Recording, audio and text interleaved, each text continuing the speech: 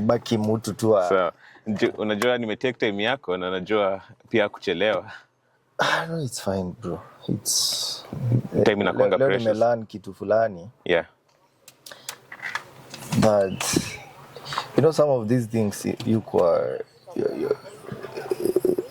you experience something. Yeah. You make someone else's life easier.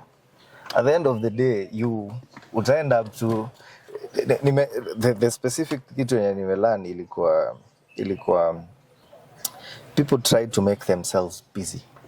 Like, oh, let me check into my schedule.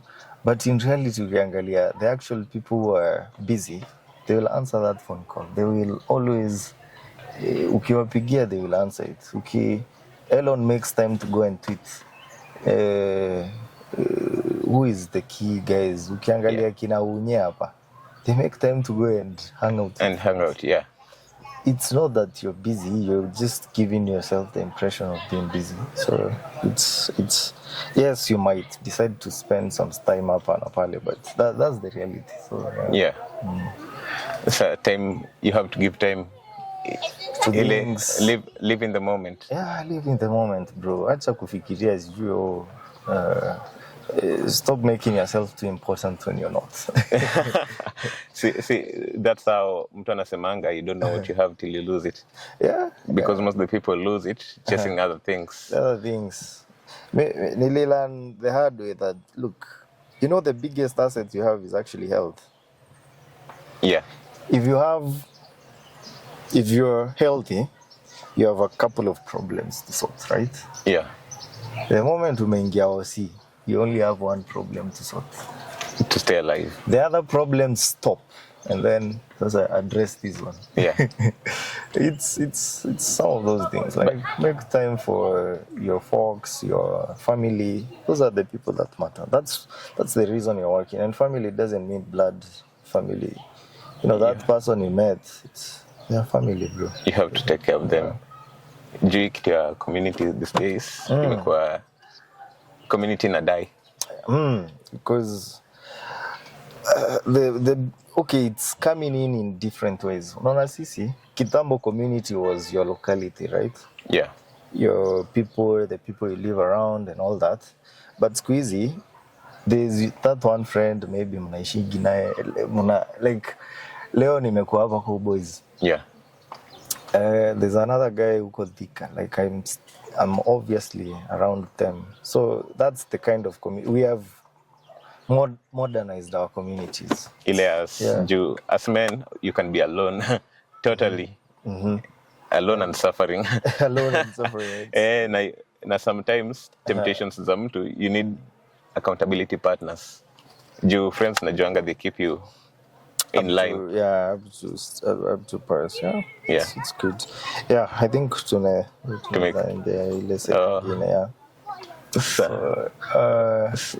So today, leo tuko na gari gani kwanza?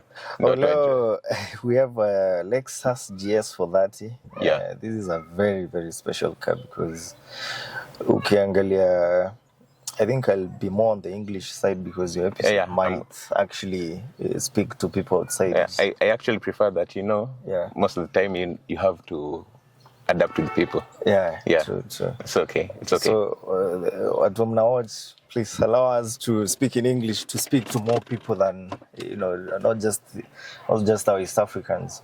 So the GS430 is one of those very special cars, and it's special because on the Lexus lineup you have, on the saloon car side, you have the IS, which is basically the lower trim level. If you were to compare it to the Germans, that would be your C200s, your BMW 3 Series, on the Audi side, that's the A4.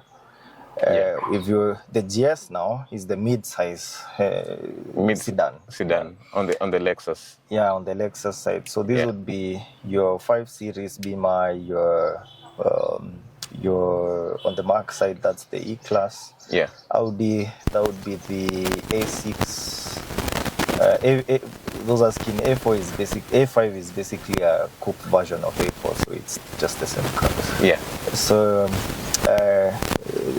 the reason this is very special is because it's they only produced this car for 2 years. So this is for those of us who are very interested in the cars. chassis codes and all that, this is the S190. It's based off the same platform as the Crown, the S190 Crown as well. Yeah. The Crown from 2004 thereabout to 2011, just before the updated one, I think in 2010 thereabout. Yeah. So why they are based on this is actually a lot of the parts here, they are shared with the Mark X. The other day, that's why someone can confuse it, but then Yeah. when you look at it, it doesn't look like a Mark X because it's more aggressive. It's more aggressive. The design of the Lexus is usually like slightly different. It just looks better on all angles. Yeah. This is one of the coupe saloon cars, because if you look at the roof line, it doesn't go like the normal. No. If you look at maybe the A5, Yeah. Audi A5, it's more of an Audi A5 than it is an A6 in terms of the design. In terms of the design, Yeah, it's a coupe. It's the it's roof a- line slopes down on Yeah. the rear side. Yeah. So it's me. I feel it's a bit long. it's a bit long. Or I mean, it's a mid-size SUV, Yeah. mid-size saloon car. So obviously it's slightly longer. But the reason I don't find it that long is because, as I said, I drive the LS. Yeah. Which is now the full size. It's wide. It's, right now I feel like we are so close together. Yeah. On the LS, you have your own space. Like the cabin is bigger. It's more insulated. It still has this dash. The dash is bigger. This one. Same design or more luxurious? Because me, I love this one, the way it sits in front, and then it has divided us, and okay. it's big. So the because LS has this slope, like you see how this one you just open it up and down. Yeah. So this one, the LS is like very soft leather. If you open it, it slides back in a very interesting way. It's so natural. Then here you have obviously your controls, your air suspension, your height control, so you can raise it up or lower it. Also, you can adjust the damping to either be comfortable, like the air struts to be to adjust to travel. Yeah. So your bumps, you just feel like you're cushioned, right? Oh, that's what you were telling me the previous time. Yeah. This one doesn't have that feature. This one, I mean, it has the sport and normal. Yeah. But this is not air suspension. This is normal coil springs, but which you can adjust the damping. Yeah. So air suspension, because it's air struts, it's just different, bro. I don't know how to explain it. You just need to ride in it for you to experience it. Yeah. I totally now understand why Range Rover guys will die with their Range Rovers, despite them being so super unreliable. It's unreliable, or it's the maintenance of the people? It's unreliable, bro. Range Rovers are just anything. JLR, Jaguar Land Rover, all of them are just unreliable. You can't buy a Range Rover. I mean, I could. If you remember the garage you came to, we have a couple of guys who are building the supercharged Range Rover. Yeah. Then that thing was the loud. Mac has the Discovery, which is the 5-liter NA engine. Anytime, for reliability purposes, avoid forced induction. Like avoid turbos, avoid superchargers. So for him, I think he's had a very good experience with the vehicle because it has raw power. You don't have to do much. Yeah, so that's the difference. So when you look at, and I think that's where Toyota comes in handy, because if you look at the Lexus line, which is basically a fancy Toyota, the IS is basically what Toyota, let me see. Actually, the IS is the Mark X, the GS is the Crown, and then the LS is the Century. By the way, Crown, I never knew Crown is a luxurious car at some point. Bro. I used to think, Toyota Crown. Especially the Royal Saloon. Yeah. The Royal Saloon has... Actually, there's the Majesta. I was this close to getting the Majesta. Yeah. Except that the Lexus came in earlier. Yeah. So the Majesta is just a rebadged LS. Yeah. LS Lexus. It has the LS has soft closed doors. You just place you don't have to bang those here. Yeah. The sound system is Mark Levinson. This one, I noticed the previous one has messed up with the sound system, so They changed it. you can see these pioneer things here. The Yeah. Lexus system, you don't need to touch it, I promise you. Yeah. It's so good, it's so crispy, it's very nice.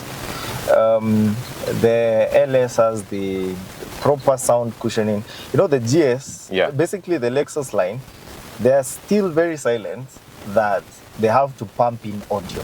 Yeah. So I'll show you something. If you look here, Yeah. this is you can show this. It's this is basically something that's used to pump in audio to sort of like cancel out Noise. inside noises and outside. So if you ride in a Lexus, you'll Yeah. notice it's different from your Toyotas. I hate that I have to bang those. I'm used to Yeah. just placing it and Selfless. just cushion itself. Yeah. Yeah. Then the LS has this very nice feature where if you set your temps on the AC to maybe be 23 degrees, right? Yeah. Anytime you enter the car, it has already done that for you. Yeah. Right now it's a bit hot here. It's a bit warm right now. Yeah. And this one doesn't have that feature, so you can feel there's The heat. The heat. But the other one has that The feature. LS will have our windows closed, the car is off, and you won't feel anything. So constantly. Yeah, constantly, even when the car is off. How? It's Because when you first buy it, you set what you want, your preference. it's on the AC. Basically, what you set on the AC is what It does. Yeah, it does. Yeah. So it feels when you're around, even when the car is off. Yeah, so all Lexuses, most of them come with these keys where basically you can close, and even your windows, your keys, not the most preferred, Yeah. but it was among the first. It's not reliable. No, they actually, the engine, everything else in a Golf, Yeah. everything else will break except the engine, I promise you. Yeah. That engine is like super reliable. The strongest for long distance and short, both. Actually, more performance. Yeah. Yeah, because it's the EA888, and this was, I can't recall the actual version, but the EA888s, they are very reliable. And this- the actual engine. Yeah. The transmission, not so much, especially if you're chasing big power. What type of transmission does it use? It's a dual clutch, Yeah. but we call it a DSG. DSG. It's, basically Direct one shifting. clutch. What's happening?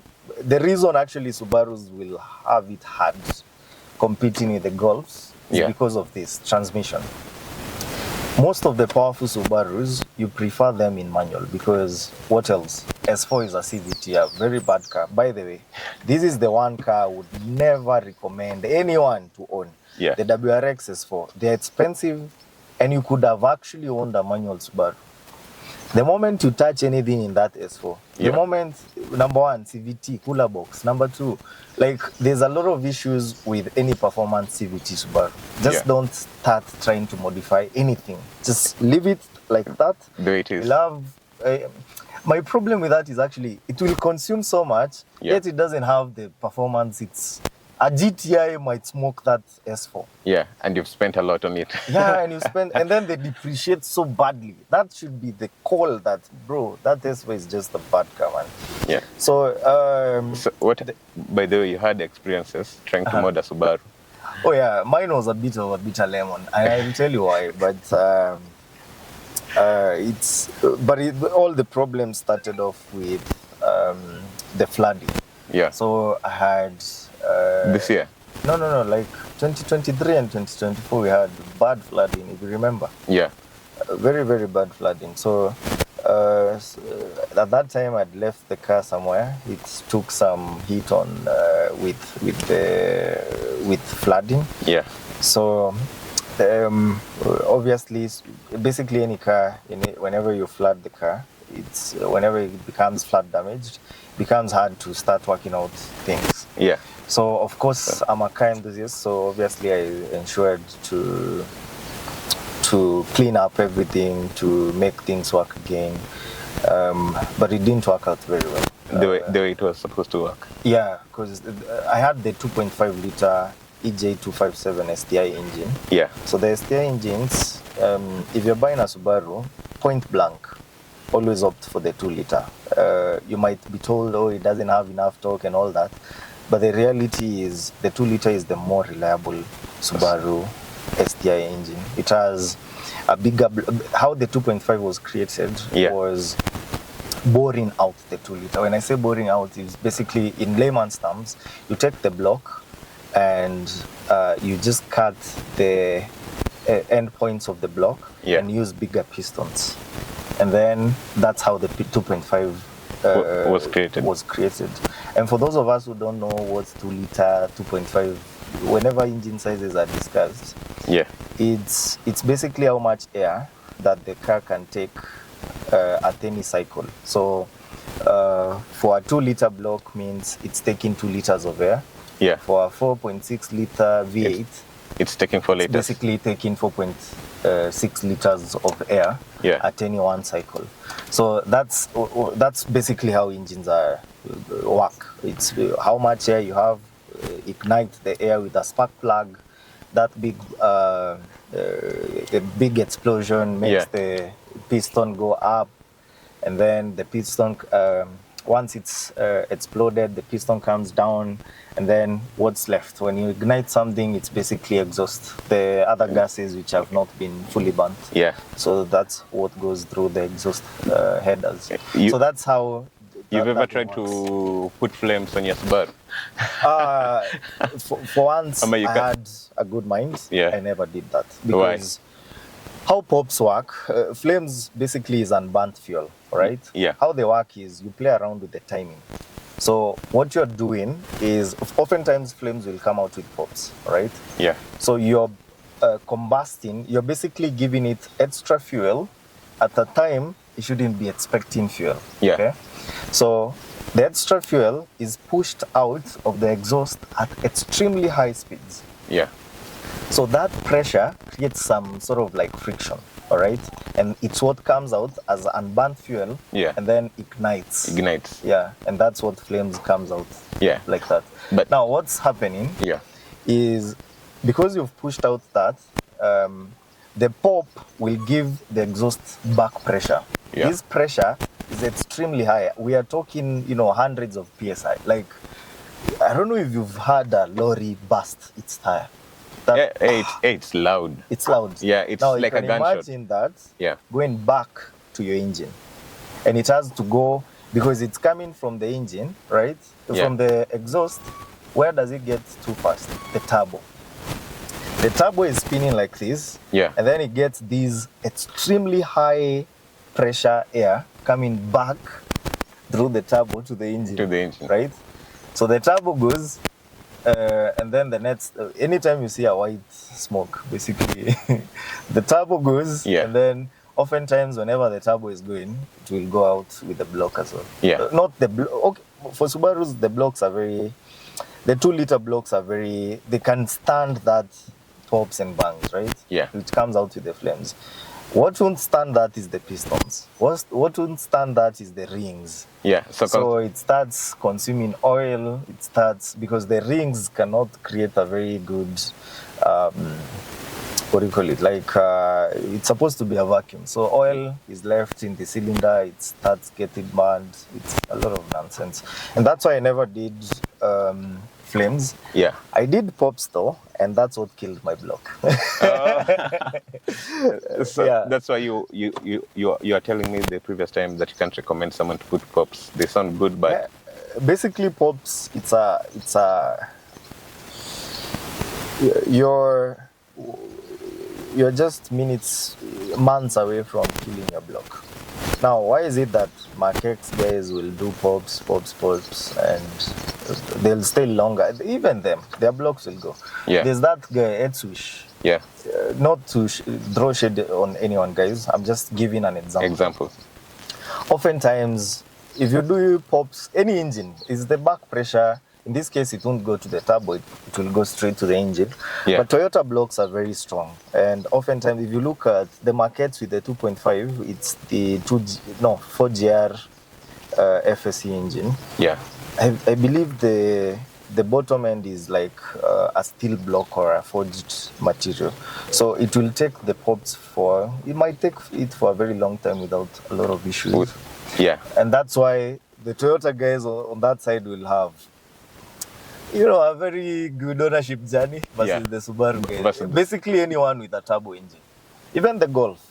But they will have on the Mark X, even on the Mark X with the pops. So when you add pops and everything and modify it, you have to modify even the gearbox.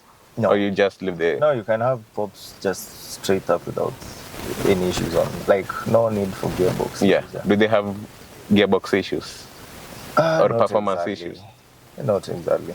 But anytime you're having all those modifications, you're altering your air intake, the biggest lie that people are told is actually around intakes, those cold air intakes. Yeah. So you take a very big intake. Yeah. You put it on your car. The car has there's some cars which will use a MAF. MAF is the measures how much air is coming in. Yeah. There's others which use speed sensors and all that. But the MAF is the amount of air that's coming in from the intake. Now that's what measured. That's basically what's measured to go into the engine. The problem with that is, I'm not after guys not using the cold air intakes. When done well, they do the job. Yeah. Because engine, whenever you have colder air, it's more dense, so it's gonna combust better. The problem I have is people will take a very big cold air and put it inside the block. Yeah. Inside, rather the engine bay. Yeah. And doesn't have any shield. So the engine, if you ever open an engine whenever the car is running, it's very hot. It's very hot. So it's taking hot air into the engine. So your car, obviously, tuners might have different gearing on the TCM or the engine to just try and make you feel that you're moving faster. Yeah. But if you look online and see, you'll find people getting gapped by stock cars. Yeah. Simply because their tunes are just shit, bro. They are done very bad. Very shady. Yeah. If you have a cold air intake, ensure that you have a proper blanket. Not the blanket itself. There's a bracket that you do, which is like ceramic. Yeah. Which avoids the air coming in to be hot. So you use the same. All these cars usually have a way. The grills are the points where the air comes in, redirected to the intake side. So use that. Change the airbox to accommodate the big cold air intake you're putting. Yeah. But also simply just ensure it's coming from the grill. Yeah. Or alternatively, put it on the very front side of the car. So you can have longer pipes to just go there so that you have clean cold air coming in. Yeah. The problem with that is you might also have, anytime kuna floods and all that, then it means your engine might get flooded because the intake doesn't have a way to filter water. Yeah. Yeah. So that's one disadvantage of a cold air intake. I would say the key advantage is if it's done right, it will give you slightly more power. And you just don't put an air intake and leave it at that. You need to tune the car for what you've done. Yeah. Yeah. And especially Subarus. Those guys driving Subarus, those intakes will kill your engines. But in Kenya, it's plug and play. No, if you do plug and play, especially on turbo engines, you'll notice lower performance, especially on traffic. Because the car is getting, like you're consuming hot air from the engine bay. If you're moving, it's slightly different because the engine is being cooled on the grill. So it might make sense. Yeah. But let's say like a Subaru, you're telling me a Subaru it's not reliable as a daily. No. It's Subarus are. Even if you add all those things. No. Subarus are actually reliable if you leave them as they are and do preventative maintenance. Yeah. So for Subarus, the transmissions, the key breaking point for Subarus is actually transmission, the CVT. It's a matter of when, because So I want the XV, which is basically the same CVT used on the Impreza, on the Forester, on the XV itself. Yeah. On the Legacy and on the Outback. Actually, all the cars, it's just the engine which is just the slight change. Yeah. The XV, we already hit around 180 kms on it. Yeah. So that one, Subarus are actually reliable if you maintain them right. Yeah. The key recommendation for most Subarus, I would highly recommend is basically a way to cool the transmission, the CVT. Yeah. If you can on the CVT, basically on the transmission, you'll find what do we call this? Not the oil pan. There's a place you can actually put a cooler box. Yeah. Just ensure. Mlikata ku preach around the hood. You're jabba, bro. But okay. Sawa? So tulikuwa kwa the Subaru CVT gearboxes. CVT gearboxes. Imeanza? Yeah. Okay.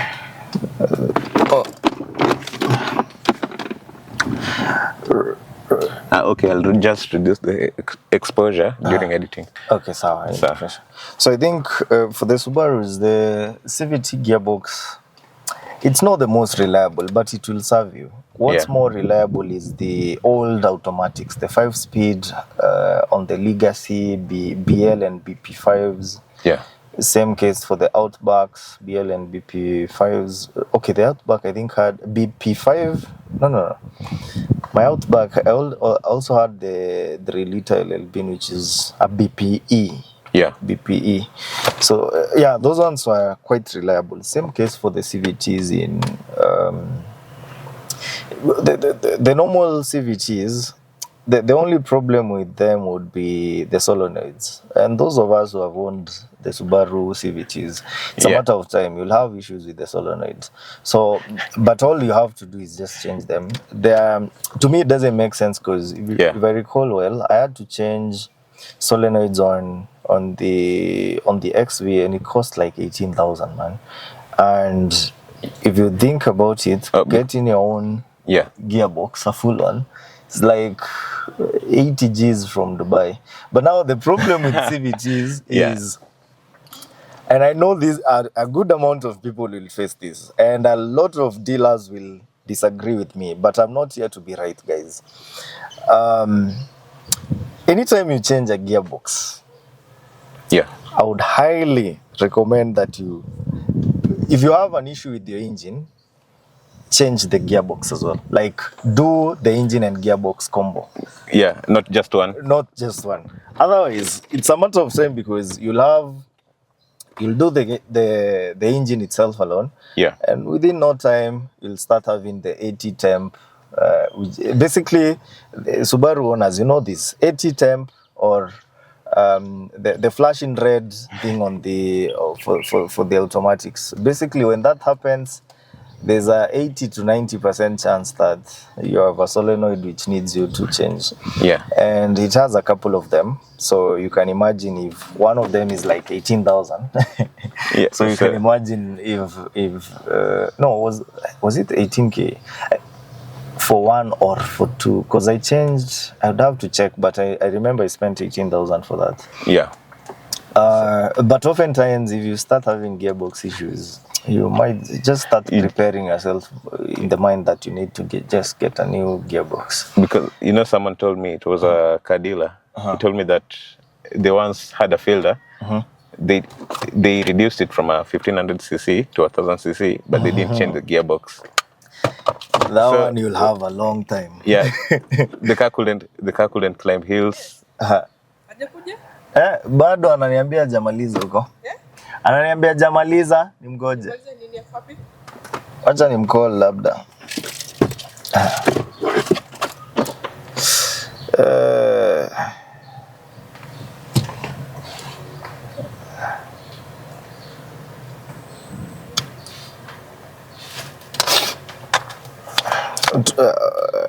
Hapo mwenda mweke gari parking. Wapi? Hapa. Okay. Sawa. Sawa, haina pressure. Nichukue hii ama? Nichukue Hapana, wewe ngoja hapo, si mwenye atakufungulia. Sawa. Sorry. Leo utahavu cuts mia. Inaisha. Mimi ndio nimekusumbua, unajua mimi ndio nimekuja kwa time yako.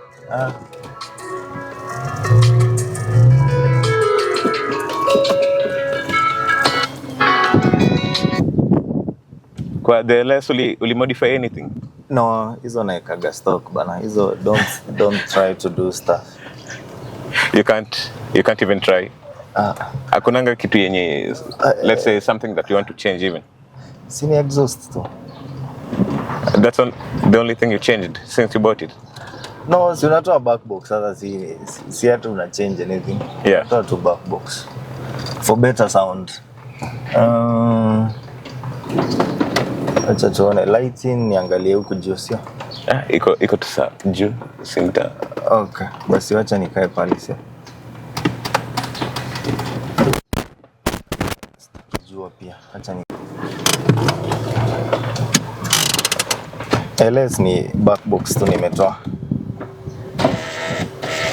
for better sound. Pole.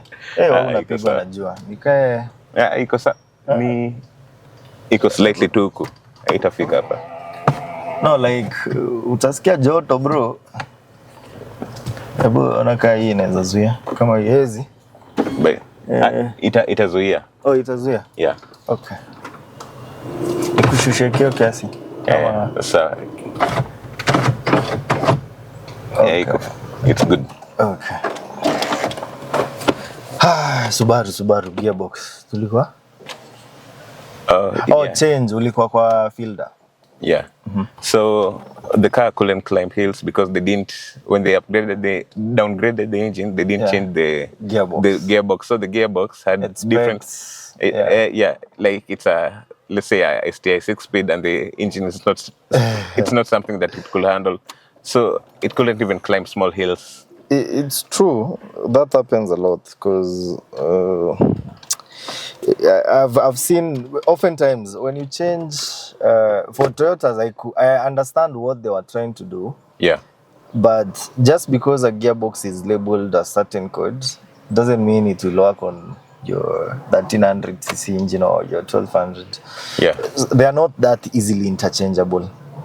There's a lot of relearning you have to do and all that, but yes, there's a lot of process. Yeah. But generally, in all honesty, Subarus are actually reliable, but don't try to race them. Those are not your CVT Subarus are just not real Subarus, bro. It's one of the best things I think I like about them. Yeah. The XV was very good off-road. Like I could go where the Prados and the V8s will be going. Yeah, comfortably.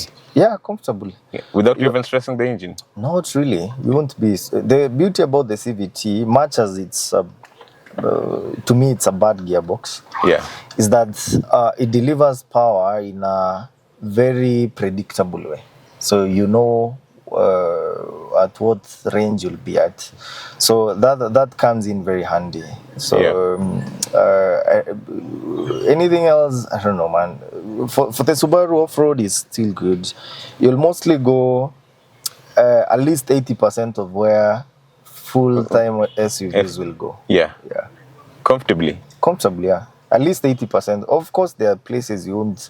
A Land Cruiser with air suspension which can lift up, bro. Yeah. There are places it will go that you won't be able. But for most of the, and in this case, I'm talking on in regard to Outbacks, XV, and Forester. Yeah. Those are properly done cars to go off-roading. For the Impreza, I understand there are some Imprezas which came in as front-wheel drive. So don't expect it to perform like a Subaru would. The other thing about Subarus is handling. They're quite good when it comes to handling because it's all-wheel drive. It has the symmetrical all-wheel drive system is a very smart all-wheel drive system. Yeah. And I think that saves a lot of young people the issues they usually have of cars understeering and oversteering. So it will always pull you out most of the times unless you're just a bad driver. Yeah. So that's why most of the people who own Subarus can go for long distance. Constantly. Can do stupid things and still get away with them. Yeah. On traffic, you'll find Subaru guys doing like all their doing Beamer things. Yeah. But you know, last time when we were together, someone said that Subarus aren't comfortable to drive as a daily because manual ones aren't comfortable. Any manual car in that regard, yeah. Except the diesels, yeah. It's not very easy. Bro, you're stuck in traffic. I ever stayed with a Hilux for some days. You know, Hilux is long. Yeah. and in traffic, you'll have it. It's manual cars are not the easiest to drive in traffic. Obviously, I know manual drivers will say, oh, it's just that you don't know how to drive. Bro, balance in that clutch is not the same as an automatic car. There, you will get home more drained than someone who was driving an automatic car. Yeah, that's the reality. It's like you're working while driving. Yeah, and then because clutch, brake, and just balancing out. The diesel manuals though, they are slightly different because they don't stall that easily, so you can get away with a lot of bad driving. The diesel manuals. Yeah. Toyota has the anti-stall ones, which I've owned an Axio with that thing where it won't stall. Yeah. Even if you lift your clutch so fast, it won't stall. It has a way of holding the revs so that you don't go below the... so at least you're safe. You're sort of safe, yeah. Well, constantly you're not in the garage. In the garage. It's more on the wearing out the clutch. Yeah. So the manual cars are actually easier to maintain. Yeah. Because if you're a good manual driver, that clutch will... I've seen someone with that J95 Prado, and they've changed the clutch after 230-something thousand kilometers.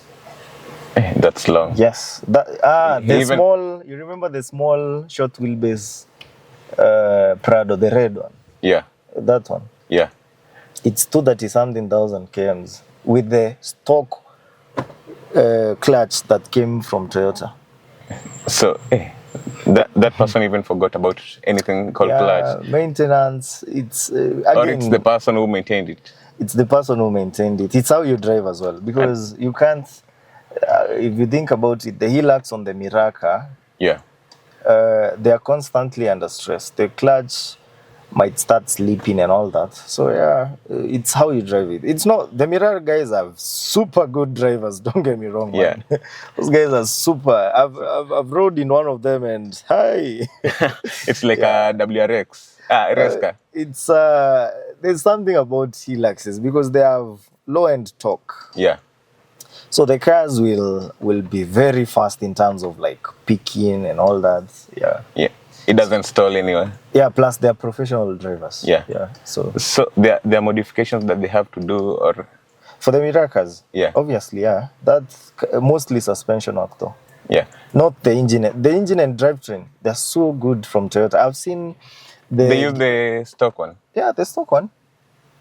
But the gearbox often receives a reinforcement, but it's not necessary. Yeah. They do it just to... Prevention. Yeah, preventative maintenance. Yeah. But most of it is suspension work and braking. Yeah. The tires, they just need to cool. So they remove the steel tires for some of those alloy rims. Yeah. Mirage guys use alloy rims for different reasons. Yeah. To cool the braking, because oftentimes if you're using the steel, metal one, steel rims. Steel rims, the heat will be trapped there. But if you're using alloy, the air will come in and cool the brakes. Yeah. So that's the difference. So they don't even change the brakes. It's just science. Bro, the brakes are changed literally every trip.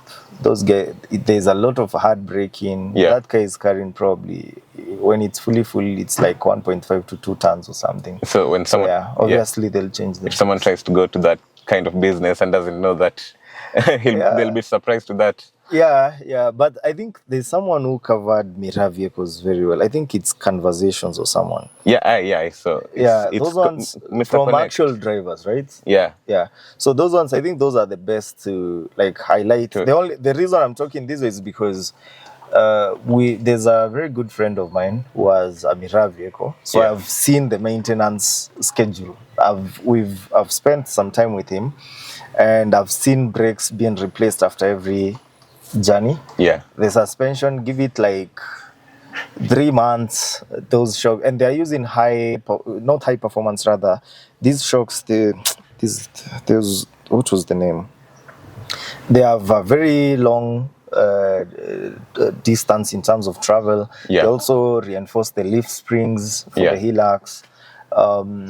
There's a lot of things they do in terms of suspension to help. To sort of help, because that car usually is fast. I stay from my bedroom. I usually can see the highway. The funny thing is, Mira vehicles are faster, not on highway, but on our roads, on those curvy roads. I don't know how, but if those, and I've seen these a lot. If you follow a Mira vehicle, don't try to race them. Let them show you the road. So like stay behind enough to not be left. Your car might be faster, but those guys will constantly maintain something like 120, 140. Your car will probably do 200 comfortably, right? But can you maintain it? That's the question. So those guys knows the roads, knows where to slow down, knows where to hit. When I say 120, 140, there are places they're hitting the full speed, 180, but there are also places they'll slow down to like 80. Right? Their bumps are usually like 60 to 80, so they know where to stop it, where to be careful. They know where to go full speed. They know all that. How I use Miracas, my place, we live in Meru. So how I use Miracas, and guys, note, I don't follow Muguka cars, I follow Miracas. Muguka, the Probox guys, in all honesty, those guys are just straight up reckless, in my own opinion. If they are not, it's up to them, how they think. But the Hilux guys, they are more careful, they are more experienced drivers, according to how I've seen them being driven. And I only use them I follow them. Obviously, most of the times I'll have a more powerful car. I'm more into the powerful cars. So I'll follow them, but giving them a significant enough distance, not to try and race them. Just to know the road. Where Meru Road, Meru, Embu, Nairobi Road is not very easy. If you've driven that road, you know. Obviously, I know some places very well, so I can speed up on those places because, obviously our cars are lower, so they have more grip. You can do better than the Mira vehicles, but they know what to do where. So because they constantly use those roads. They're always on. Most of the Mira guys probably have done matatu business for a very long time, so they know where the potholes are. They know, so the only place is the bumps. These guys will come in at like 60, 80, right? And you cannot do 60, 80 on a saloon car. You'll probably slow down and have to now accelerate hard to keep up with them. That's it. So, maybe one day when I'm going to Meru, I'll look for something to take me to Meru. I'll try and look at those Miracas. You know me, the way I see them, usually they just come drop-offs. Oh, drop-offs, The Hiluxes, especially if you find them on the highway, I promise you probably will beat them. They don't try to race. They try to be at constant speed. There's a person here who is working, and there's then you who's having fun, right? So if you try to race them, you're probably gonna beat them, right? But I promise you, they'll get to town before you get to town. No matter how fast you are, they'll get to town before you get to town. Because they know. Because obviously there's traffic. They'll take risks that you won't be able to do. They know how to. They even have a bigger car. In all honesty. Because they are usually when you get the Isuzu. I've seen not Isuzu. It's the Hilux. But I think these days I've seen a bigger one. Let me see. People are Lorries, modifying. yeah. Yeah. It's only lorries. Even Isuzu, they are not very good on the Isuzu clutch issues, and you cannot abuse Isuzus. You can abuse Hiluxes. Yeah, And the D-Max. that's the thing. From what now, this is hearsay. Yeah. Because I've not experienced them, but I've seen from the Miraa guy's perspective, and as I said, my friend has one of those Hiluxes. His kwanza imeanguka mara mingi sana, lakini it's in the line of work, right? Yeah. The Isuzu ones falling in terms of accidents. Yeah, accidents. I may thought that the clutch. No, in terms of clutch, this is where I'm coming to explain. Yeah. The Hiluxes are considered more resilient. Yeah. The Isuzu ones, you'll do 5-10 trips, according to them, and the clutch will have worn off, so it starts slipping. Yeah. You're in gear, but it's your RPMs are high, but the car is not moving because the clutch is slipping. Imeisha yani. Yeah. Yeah. And the clutch for Isuzu is not cheap, so there's also that. So constantly you have to look at it. Those are things that you have to look at. When it comes to that business, you have to change brakes every trip. Tires, there's a reason they use Chinese tires. Yeah. Because whether you buy Bridgestones, Pirellis, or you buy some interesting Chinese guy, yeah, 10 trips in, both of them will have worn out same. Oh, so you're better off. The tires there cost like 5k, 6k. Yeah. Like each. So 20k, and that's the price of one Bridgestone. Yeah. Or those Michelin tires and all that. And it's business, you have to look at the profits. Yeah, so those guys are very... tire technology matters, but I understood them. After you live with them, you'll understand them. Yeah. By the way, you told me you owned an Axia. The Axio, it's still in the business of flipping. Yeah, I had the 1.8. Yeah. How was it? Didn't keep it that long. Very fuel efficient. Axios, because it was also a manual, so you could easily do 18 kilometers a liter, especially on the highways. And I would totally say, and the 1800cc is also very good kwa milima. Yeah. I promise you, there's a reason that Axio will smoke you at that Kinungi hill. That car is light. Yeah. It has a big engine. Okay, it doesn't have a lot of power, but you have more control with the manual. Yeah. So I don't know. It's just. And how is its resale value? Any Toyota is just better in terms of resale. Because that Axio was like 209, and it sold for a substantial amount of money. Yeah. Something I couldn't sell, maybe. You know, the funny bit is, if you take a 2013 Axio, it's just the same price as a Lexus LS. Yeah.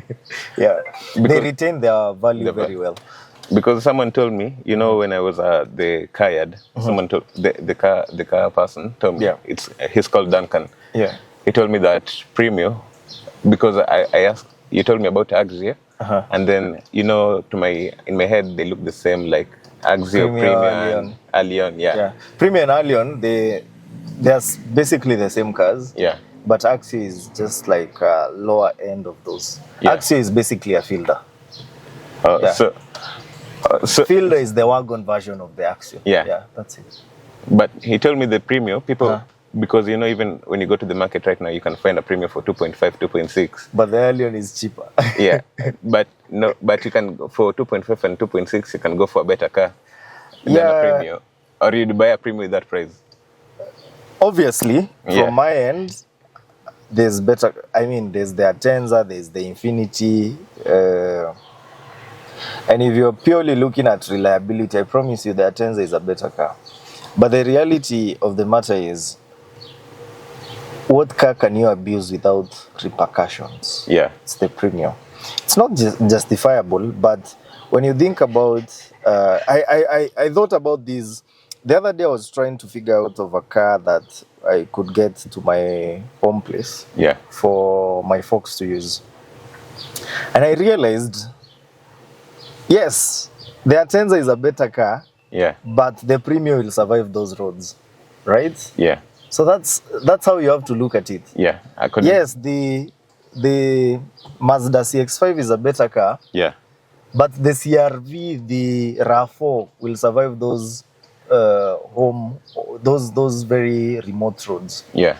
There's a reason when you get to those interior roads, there are specific cars that will survive there. Fielder, Premio, Axio, Allion, yes. It's basically Allion and Premio is the same. Yeah. You just have to, Allion, oftentimes I've seen them lowered, so I don't know.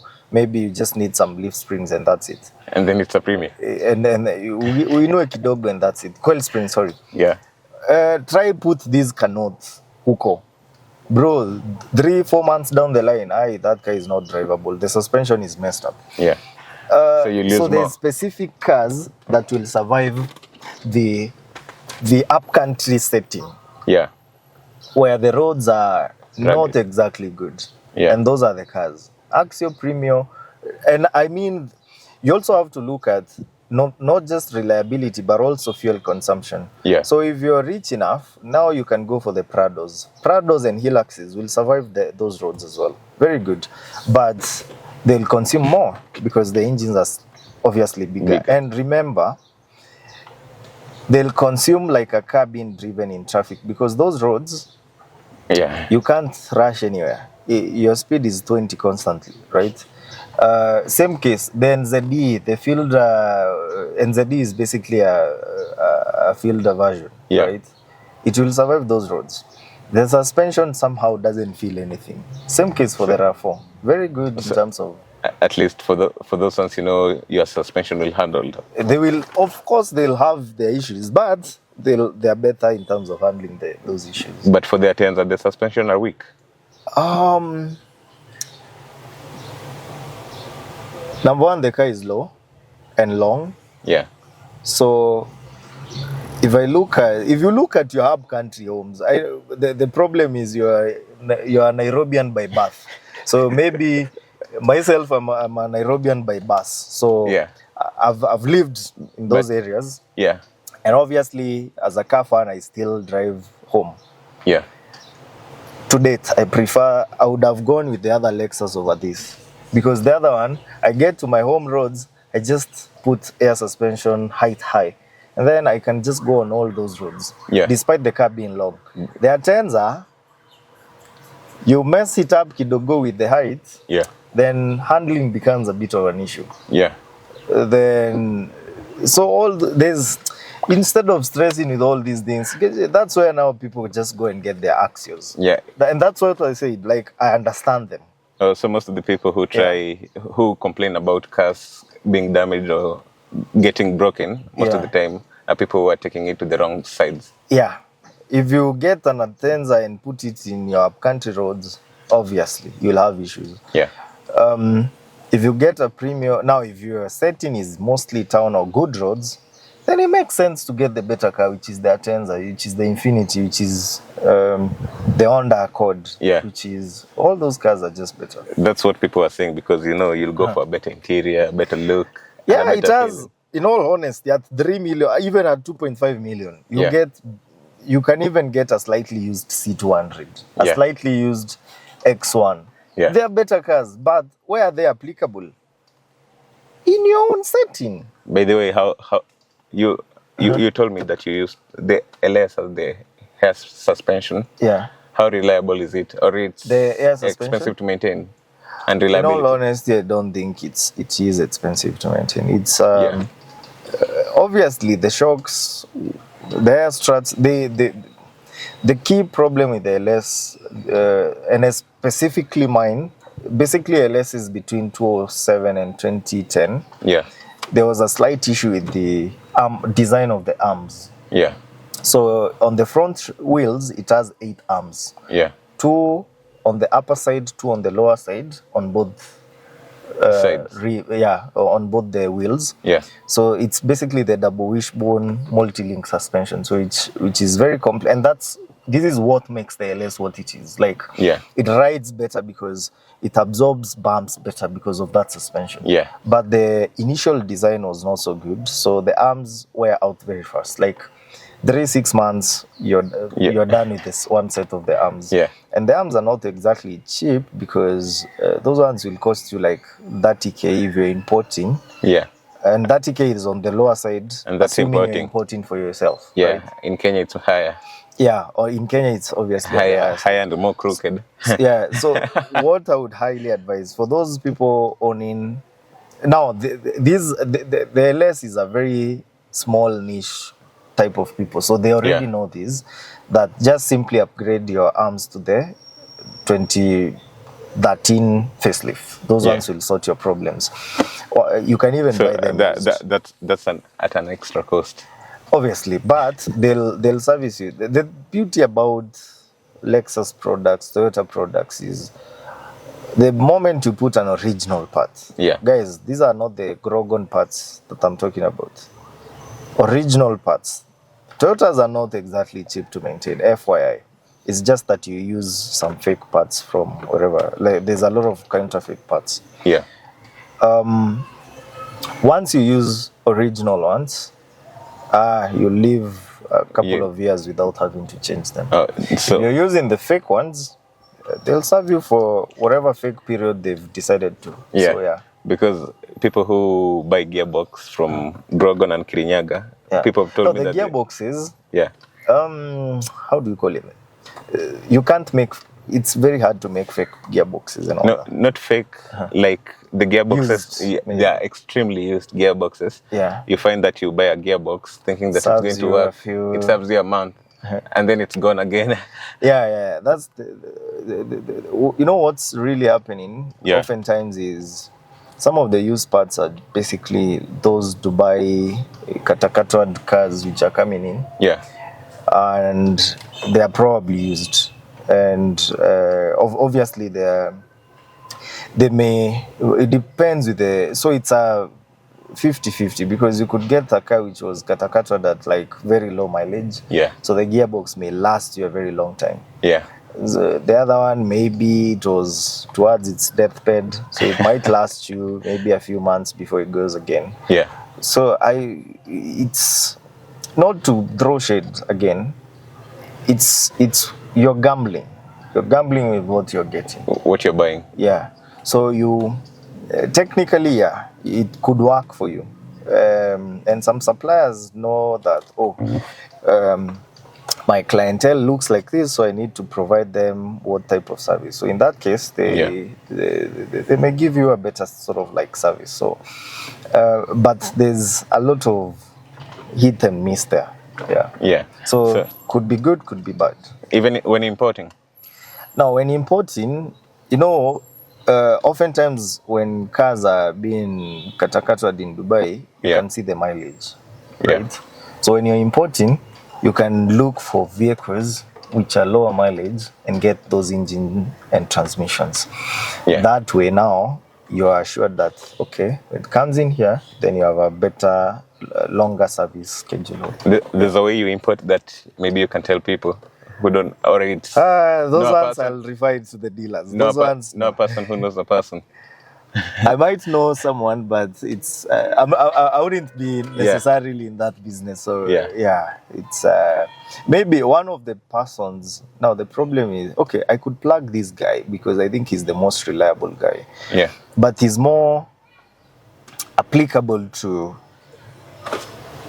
Germans, US cars, UK cars. Yeah. I mean the Land Rovers, the BMWs, those GDM and Britain-based cars. Not JDMs. Yeah, he does that as well. But yeah, so I think I'll plug this guy because I've used him a lot. He's been very helpful. The thing you have to know though is when they're helping you to import these parts, so they're not trying to make a profit off you. Yeah. So you have to buy them yourself. Like you have to send money, pay, and wait. Most of the heavy parts, you want to bring them via sea, so that will take you maybe 1 month. The lighter parts, you can send them via air. Oftentimes, it's between $6 to $10 per kg. Yeah. So if you decide you want it super fast, then you want a gearbox super fast, the gearbox weighs I don't know how many kgs. Yeah. That's your rates. But if you ship on using C, Yeah. it's gonna take a month, but the rates are very affordable. Affordable than air. Yeah. So if you feel your transmission is starting to go, if you feel your engine is starting to go, you know, it's not like you don't know it. Some of you live here with a check engine. Yeah. They know very well. It has shown that cam sensor, I don't know what sensor, knock sensor has drawn some errors. Yeah. And you're just there going vibes and chills. You could just order some of these parts, and before your car fails, they're here. You just simply replace them, and that's it. Yeah. Yeah. And they're good to go. Yeah, they're good to go. So the guy is called Lincoln Performance Parts. He has an Instagram page. Yeah. Maybe I'll give you the number and you can just put it here. Okay. You can chat that guy. Yeah. He's super reliable. Very. You remember the LS? I had an issue with the computer. Yeah. So we gave some detailing guys to go and do their detailing work. Yeah. And because the computers are located on the very back part of the bonnet, these guys just sprayed water everywhere, and they shorted all the handbrake computers and all that. Yeah. So obviously, yes, it's a Toyota, but in such a case, it doesn't matter whether you're driving a Toyota or BMW. Water is water, bro. Yeah. So yeah, so that part I ordered it on Thursday. It was here Thursday last week. It was here on Saturday. Yeah, but it's because it was light. So from now you're going to have preventative measures.